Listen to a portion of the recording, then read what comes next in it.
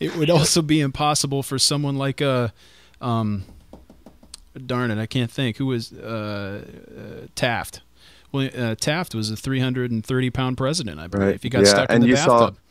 And you saw in New Jersey, I think it was recently, the senator, I guess it's in the Senate race, the Democrat was criticizing the Republican candidate's weight, and that was his attack, was this man is not capable of leading the state because this man is overweight. He's not capable of taking care of himself. Well, that's it's part of the knock on John McCain. He's too old to be president.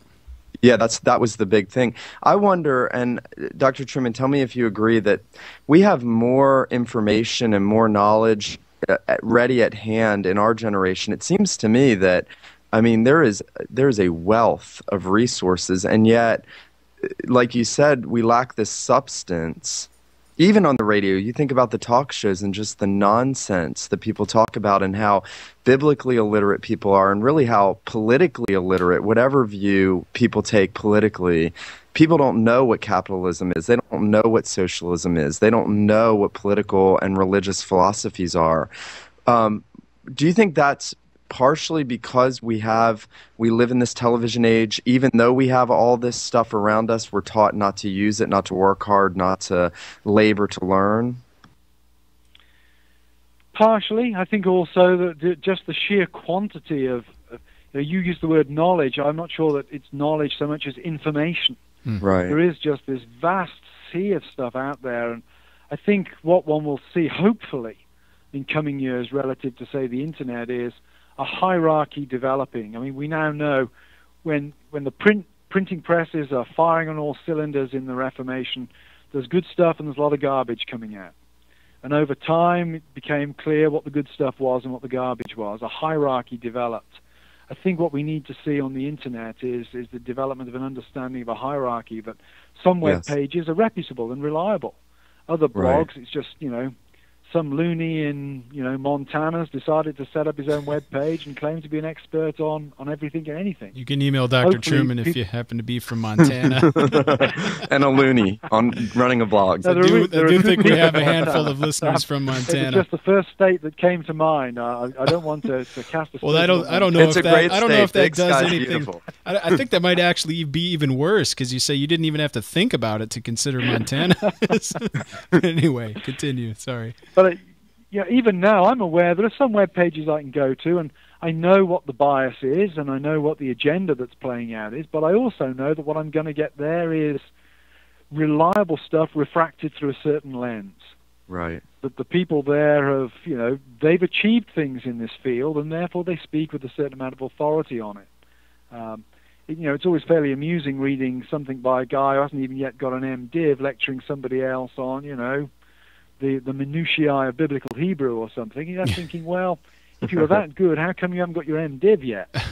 Right. So, well, I mean, this the argument's a little circular, because when we look at who has authority in our culture, the celebrity does. But we don't ask where the celebrity got it. The authority on the internet comes from how many people read you. Right. The trick comes. It's not from your content. This goes for us too. I mean, we're just two normal guys who decided to start interviewing people. Now, we obviously interview people who do have authority, and we don't pretend to have any on our own. We interview people, respected scholars such as yourself. But really, where does authority come from on the internet? It's numbers, and you can get numbers from all sorts of different ways. Right. quantity, really, not quality. We're lacking that. I mean, there was a gatekeeper before with print media, with journals, etc. Not anyone can get their stuff published. There's peer reviews, things that people are stopping the substandard stuff from getting through. Nowadays, anything can get through, and whatever happens to draw attention, then people start to pull themselves up by their own numbers and creating authority for themselves regardless of the actual content they produce. Yeah. I have one last question, Dr. Trueman. Camden and I have talked a lot recently about the use of media because we use it and we see it as a good thing. I mean, I probably blog less hours in a day, not much at all anymore, and even the show doesn't take up much time. I probably spend a whole lot less time than the normal pastor does who watches sports or television 7, 8, 10 hours a week. I'm not faulting anyone for that, but we don't use it a whole lot. We want to use it more. And we've talked about the benefit of linking up with others. We've created this network where we bring other men in who we think can offer something substantial. We're careful about who we bring in, what we want to be. What are your thoughts about men joining together to do things with media? I mean, it seems when I think about the Reformation, Luther, we often break these men up as if they were laboring alone, but they weren't, and they were meeting together, and they were in some way working together, weren't they? And I guess that's my first question, and then the second would be, do you think it would be beneficial to see more like-minded men coming together to work together in the use of media, the internet, and other things in the church? I think an emphatic yes to both questions. So one of my favorite things to listen to when I'm traveling in the car is the White Horse Inn, and there you've got four guys with slightly different perspectives on things, but enough commonality to be able to put forward coherent arguments as a foursome. But it's just fun listening to them talk and bounce ideas off each other. And I think it's a great piece of ecumenism, media ecumenism, if you like, to do that, and conveys good and helpful information. Because even when you disagree with something the guys say, it helps to clarify your own opinions. So I do think those sort of team efforts where you've got a variety of opinion on display, very, very helpful for clarifying and sharpening ideas. That's helpful. That's good, yes. Dr. Trueman, we must chalk one up for ecumenism today, because you and I, solid OPC guys, and we are being very ecumenical in spirit with Nick, who is of the PCA. Yeah, I'm happy to slum it once in a while. Oh, ouch.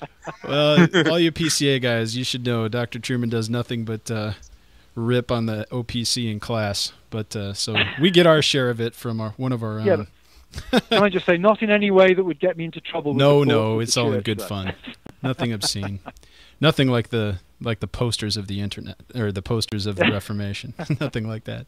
Well, Dr. Trueman, we want to thank you for joining us. This has been a great discussion. I think it will open the minds of some people, and I just wanted to provide a different angle on some of this discussion. And given that it was, time for the Reformation Day again, I thought this was a great opportunity in order to see our current age in the light of Luther and what was going on back then. So thanks for spending time with us this afternoon.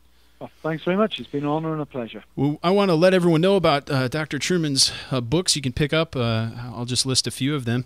The Wages of Spin, an excellent collection. Critical Writings on Historic and Contemporary Evangelicalism. John Owen, Reformed Catholic and Renaissance Man. And also, why don't you take a look at Luther's Legacy, Salvation and English Reformers, 1525 through 1556. You can also listen to Carl Trueman's other appearances on Christ the Center. He was on episode 42, and he spoke about the history of Trinitarian thought. That was actually recorded at Nick's old house, so a very fun discussion.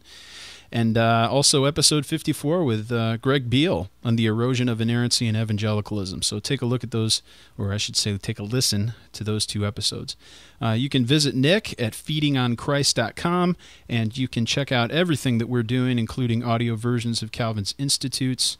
We're publishing sermons every Sunday now, as well as Christ the Center and the Reformed Media Review, all that fun stuff at reformedforum.org. And finally, if you want to get a hold of us, please send us a voicemail at 440-97-FORUM, or you can mail us at mail@reformedforum.org. Thank you so much for listening. We hope you'll join us again next time on Christ the Center.